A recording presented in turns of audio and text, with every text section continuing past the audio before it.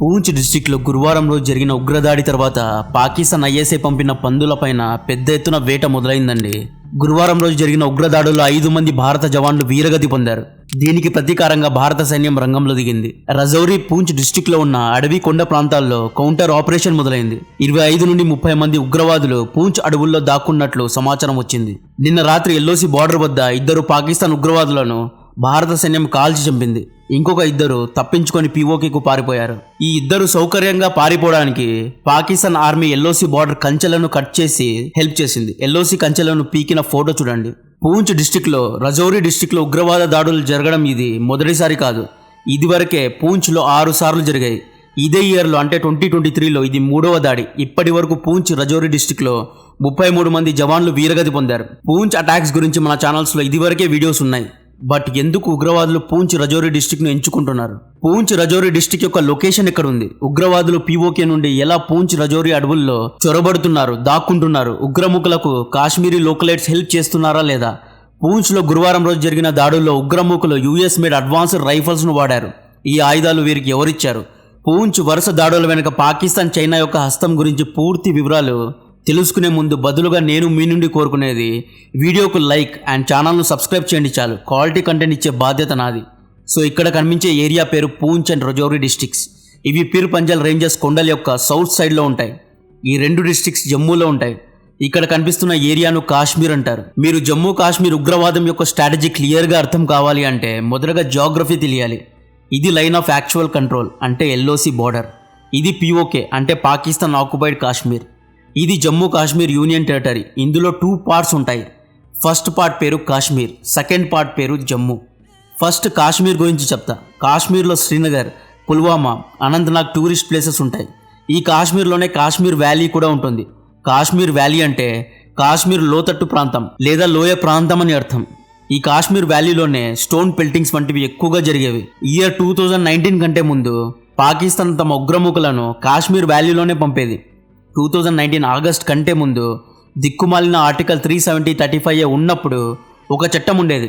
ఆ చట్టం ఏంటి అంటే కాశ్మీర్ అమ్మాయిని పాకిస్తాన్ అబ్బాయి పెళ్లి చేసుకుంటే పాక్ అబ్బాయికి కాశ్మీర్ పౌరసత్వం లభిస్తుంది. ఈ విధంగా లీగల్గా పాక్ అబ్బాయిలు పెళ్లి చేసుకొని పౌరసత్వం పొందేవారు. అట్ ద సేమ్ టైం ఇల్లీగల్గా కూడా చొరబడేవారు. అంటే ఎల్ఓసి బార్డర్ను ఇల్లీగల్గా దాటి చొరబడేవారు అన్నమాట. ఈవెన్చువల్లీ పాకిస్తాన్ ఉగ్రవాదులు కాశ్మీర్ వ్యాలీలో భారత్కు వ్యతిరేకంగా ఒక నేరేటివ్ను డెవలప్ చేశారు. బట్ ఎప్పుడైతే ఆర్టికల్ 370-35A రద్దయిందో అప్పటి నుండి కాశ్మీర్ వ్యాలీలో పాక్ ప్రెజెన్స్ కోల్పోయింది. కాశ్మీర్ వ్యాలీలో స్టోన్ పెల్టింగ్ తగ్గాయి. కాశ్మీర్ యువతలో చాలామంది మెయిన్ స్ట్రీమ్లో వచ్చారు. కాశ్మీర్లో డెవలప్మెంట్ మొదలైంది. G20 వంటి సదస్సులు కూడా కాశ్మీర్లో జరిగాయి. యుఏఈ, సౌదీ వంటి దేశాలు కాశ్మీర్లో ఇన్వెస్ట్మెంట్ చేయడానికి ముందుకొచ్చాయి. సో కాశ్మీర్ వ్యాలీలో తమ ఆటలు సాగవని గ్రహించిన పాకిస్తాన్ తమ స్ట్రాటజీను చేంజ్ చేసింది.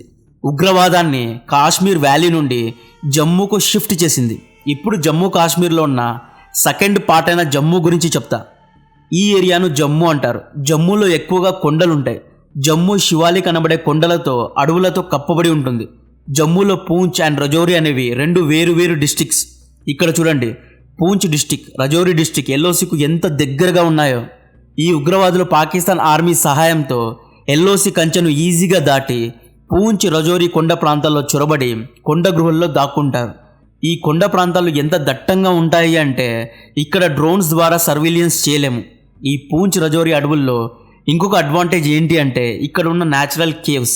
ఇక్కడి గృహాల్లో ఉగ్రవాదులు చాలా ఈజీగా దాక్కుంటారు. సో పాకిస్తాన్ ఇంటెలిజెన్స్ ఏజెన్సీ అయిన ఐఎస్ఐ యొక్క కొత్త స్ట్రాటజీ ఏంటి అంటే జమ్మూలోని హిల్లీ ఏరియాస్లో చొరబడి హిల్లీ ఏరియాస్లో ఉన్న ముస్లిం మైనారిటీస్ను రెచ్చగొట్టి జమ్మూలో ఉగ్ర కార్యక్రమాలు చేయాలి అన్నదే ప్లాన్. ఇదే విషయాన్ని హిందుస్థాన్ టైమ్స్ ఒక అద్భుతమైన ఆర్టికల్లో ప్రచురించింది.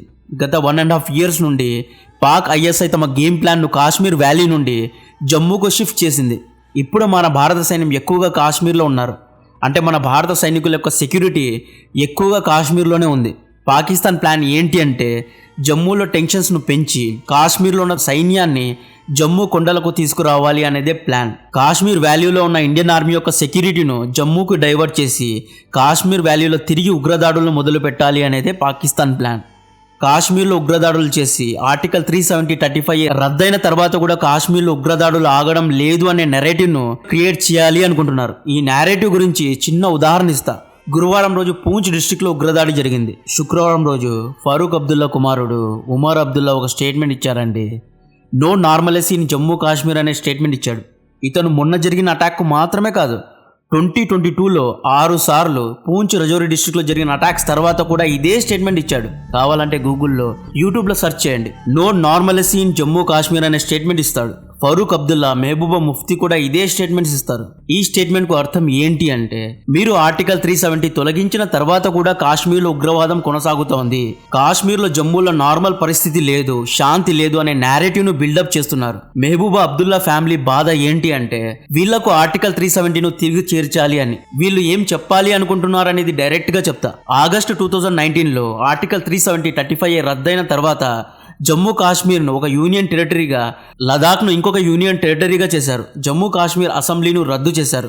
జమ్మూ కాశ్మీర్లో సెంట్రల్ రూల్ను పెట్టారు. ఇప్పుడు అంటే ప్రెజెంట్ డేలో జమ్మూ కాశ్మీర్కు చీఫ్ మినిస్టర్ లేడు, ఎమ్మెల్యేస్ లేరు.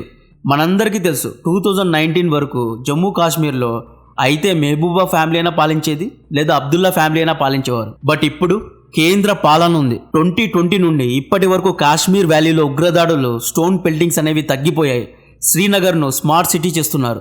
కాశ్మీర్లో డెవలప్మెంట్స్ మొదలయ్యాయి. ఈ విషయాలను స్వయానా కాశ్మీర్ సిటిజన్ అయిన షేలా రషీద్ మీడియా ముందుకు వచ్చి చెప్పింది. ఒకప్పుడు షేలా రషీద్ సెపరేటిస్ట్ ఐడియాలజీకు సపోర్ట్ చేసేది. ఈవిడ గురించి మనకు తెలుసు. ఈవిడ జేఎన్యూ కాలేజ్లో చదువుకుంది. కన్నయ్య గ్యాంగ్లో లీడ్ మెంబర్గా కూడా ఉండేది. సో చాలామంది భారతీయులు ఆర్టికల్ 370 కాశ్మీర్కు మంచిదే చేసింది, దీనివల్ల కాశ్మీర్ డెవలప్ అవుతోంది అని నమ్మారు. ఇది నిజం కూడా. బట్ కాశ్మీర్లో ఇప్పుడు శాంతి ఉంది అంటే 2019 కంటే ముందు ముఫ్తీ అబ్దుల్లా పాలనలో శాంతి లేదు అనే అర్థం వస్తుంది కాబట్టే ఈ నేరేటివ్ను బిల్డప్ చేస్తున్నారు. ఇప్పుడు కూడా జమ్మూలో ఉగ్రవాదం జరుగుతోంది, ఆర్టికల్ 370 రద్దు తర్వాత కూడా కాశ్మీర్లో శాంతి లేదు అనే నేరేటివ్ను క్రియేట్ చేస్తున్నారు. ఇక్కడ మీకు గేమ్ అర్థమైందా? అర్థం కాకపోతే ఇంకొకసారి నా నరేషన్ను జాగ్రత్తగా వినండి. మొన్న వెరీ రీసెంట్గా సుప్రీంకోర్టు ఆర్టికల్ 370 రద్దు చేయడం కరెక్ట్ డిసిజన్ అని తీర్పు ఇచ్చిన తర్వాత ఫరూక్ ముఫ్తీ ఫ్యామిలీ కోపం ఆకాశానికి తాకింది.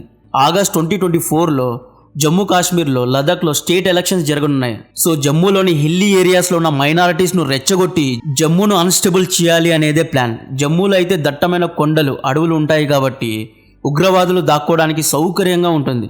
మొన్న గురువారం రోజు కూడా 25 నుండి 30 మంది ఉగ్రవాదులు ఎల్ఓసి బార్డర్ దాటి పూంచ్ డిస్టిక్లో చొరబడ్డారు. పూంచ్ డిస్టిక్లో అడవిలో ఉన్న ఒక రోడ్డుకు ఇరువైపులా కాపలా కాశారు. రోడ్లు వెళ్తున్న 2 భారత ఆర్మీ వెహికల్స్ పైన అంబుష్ చేశారు. అంబుష్ అంటే సర్ప్రైజ్గా అటాక్ చేశారు. ఈ దాడుల్లో మొదటగా 3 జవాన్లు వీరగతి పొందారు, 2 గాయపడ్డారు. నిన్న గాయపడిన 2 కూడా వీరగతి పొందారు. ఈ దాడిని జేఈఎం ఉగ్రవాద సంస్థ యొక్క బి టీమ్ అయిన PAFF అనే సంస్థ చేసింది. PAFF అంటే పీపుల్స్ యాంటీ ఫ్యాసిస్ట్ ఫ్రంట్ అనే ఉగ్రమూకలు చేశారు. ఈ దాడి గురించి వీళ్ళు సోషల్ మీడియాలో పోస్టులు కూడా పెట్టారు. ఆశ్చర్యం కలిగించే విషయం ఏంటి అంటే, ఈ దాడుల్లో ఉగ్రమూకులు American made advanced M4 carbine rifles ను వాడారండి. ఈ అడ్వాన్స్డ్ వెపన్స్ ను వీళ్ళకి ఎవరిచ్చారు? అమెరికన్ CIA ఇచ్చిందా? ISI ఇచ్చిందా? కాశ్మీర్లో శాంతి ఉండడం చైనాకు ఇష్టం లేదు. ఎందుకంటే చైనా CPAC రోడ్ను POKలో కడుతోంది. కాశ్మీర్లో డెవలప్మెంట్ జరుగుతోంది, శాంతి వస్తోంది అనేది POK ప్రజలకు తెలిసిందా? POK ప్రజలు భారత్కు సపోర్ట్ చేస్తారు. భారత్కు సపోర్ట్ చేస్తే CPAC రోడ్ను అడ్డుకుంటారు. ఇది చైనాకు ఇష్టం లేదు. అందుకనే చైనా పాకిస్తాన్కు సపోర్ట్ చేస్తోంది. ఈ దాడుల వెనుక పాకిస్తాన్ ISI ఉంది, చైనా ఉంది. ఈ 2 దేశాలు ముందుండి నడిపిస్తున్నారు. పూంచ్ డిస్టిక్లో, రజౌరి డిస్టిక్లో సిరీస్ ఆఫ్ అటాక్స్కు కారణం పాకిస్తాన్ అండ్ చైనా దేశాలు. గురువారం దాడికి ప్రతీకారంగా భారత సైన్యం మ్యాన్ హంట్ను మొదలుపెట్టింది. 25 నుండి 30 మంది పందుల కోసం అడవిలో వేట మొదలైందండి. నిన్న రాత్రి ఎల్ఓసి దగ్గర 2 ఉగ్రవాదుల్ని కాల్చి చంపారు. పూంచ్ రజౌరి డిస్టిక్లో ఇదివరకే 6 సార్లు దాడులు జరిగాయి. ఇది 7 లేదా 8వ అటాక్. ఇదివరకే ఎక్కడెక్కడ అటాక్స్ జరిగాయి అంటే, పూంచ్ డిస్టిక్లోని దేరాకి గాలి అనే ఏరియాలో 11 అక్టోబర్ 2021లో 5 మంది భారత జవాన్లు వీరగతి పొందారు. ఇందులో జూనియర్ కమిషనర్ ఆఫీసర్స్ కూడా ఉన్నారు. వీళ్ళందరూ రాష్ట్రీయ రైఫల్స్ యూనిట్ కి చెందినవారు. పూంచ్ డిస్టిక్లోని భట్టా డూరియాన్ ఏరియాలో 15 అక్టోబర్ 2021లో 4 జవాన్లు వీరగతి పొందారు. ఇందులో JCO ఉన్నారు. వీరందరూ రాష్ట్రీయ రైఫల్ యూనిట్ కి చెందినవారు. రజౌరి డిస్టిక్ లోని డేరాకి గలీ అనే ఏరియాలో 11 ఆగస్ట్ 2022లో 5 మంది జవాన్లు వీరగతి పొందారు. వీరందరూ రాష్ట్రీయ రైఫల్స్ యూనిట్ కి చెందినవారు. పూంచ్ డిస్టిక్ లోని భట్టా డూరియాన్ ఏరియాలో 20 ఏప్రిల్ 2023లో 5 మంది భారత జవాన్లు వీరగతి పొందారు. వీళ్ళందరూ రాష్ట్రీయ రైఫల్ యూనిట్స్ కి చెందినవారు. రజౌరి డిస్టిక్ లోని కాండి ఏరియాలో 5 మే 2023లో 5 మంది భారత జవాన్లు వీరగతి పొందారు. వీరందరూ స్పెషల్ ఫోర్స్ యూనిట్కి చెందినవారు. రజౌరి డిస్టిక్లోని బాజిమల్ ఏరియాలో 22 నవంబర్ 2023లో 5 మంది భారత జవాన్లు వీరగతి పొందారు. వీరందరూ రాష్ట్రీయ రైఫల్స్ యూనిట్కి చెందినవారు. 21 డిసెంబర్ 2023లో అంటే రీసెంట్గా 5 మంది జవాన్లు వీరగతి పొందారు. వీరగతి పొందిన వారిలో ఎక్కువ మంది రాష్ట్రీయ రైఫల్స్ యూనిట్కి చెందినవారే. So Pakistan intelligence agency ISI యొక్క స్ట్రాటజీ కాశ్మీర్ వ్యాలీ నుండి జమ్మూకు షిఫ్ట్ అయింది. జమ్మూలో ఉన్న అడవి కొండ ప్రాంతాల్లో ఉగ్రవాదులు దాక్కోవడానికి అనుకూలంగా సౌకర్యంగా ఉంటాయి కాబట్టి తమ గేమ్ ప్లాన్ మొత్తం జమ్మూ వైపు షిఫ్ట్ చేస్తున్నారు. మన భారత సైన్యం కూడా తమ సెక్యూరిటీని కాశ్మీర్ వ్యాలీ నుండి జమ్మూ వైపు షిఫ్ట్ చేస్తున్నారు. అండ్ లదాఖ్ నుండి కూడా కొంతమంది సైనికుల్ని జమ్మూ వైపు షిఫ్ట్ చేస్తున్నారు. ఈ విధంగా చేయడం వల్ల చైనాకు కూడా అడ్వాంటేజ్. ఎందుకంటే లదాఖ్లో LAC వద్ద మన ఇండియన్ ఆర్మీ తక్కువగా ఉంటే ఇది చైనాకు అడ్వాంటేజ్ అవుతుంది. సో కంటెంట్ నచ్చితే వీడియోను లైక్ చేయండి, ఛానల్ను సబ్స్క్రైబ్ చేసి అందరికీ షేర్ చేయండి. జై హింద్.